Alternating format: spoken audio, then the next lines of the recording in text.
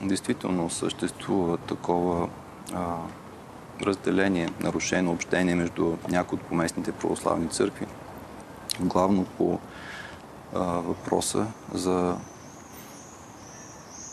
признаването или непризнаването на тази църковна структура, православна църква в Украйна с предстоятел Епифаний, който е така наречен киевски митрополит.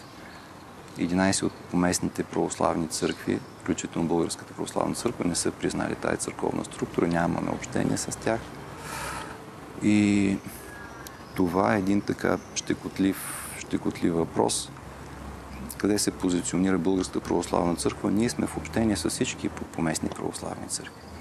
Ние не сме прекъснали общението с никой. Мисля, че това е така един резонен подход, който ще даде възможност да се преодолее това разделение. И ето, пак ще кажа, ние при поводи, църковни поводи, празници, ни посрещаме представители от всички поместни православни църкви, се служиме заедно, ние имаме пълно общение. Участваме в живота на останалите православни, поместни православни църкви. И се надяваме чрез това общение, чрез този диалог да се даде време и възможно да се видят.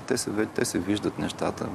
Има толкова началото редица светогорски манастири приемаха представители, клирици от ПЦУ, но в момента не приема, защото виждат, когато има насилие, когато се преземат храмове с насилие, когато има убити свещеници, когато стоят храмовете им празни.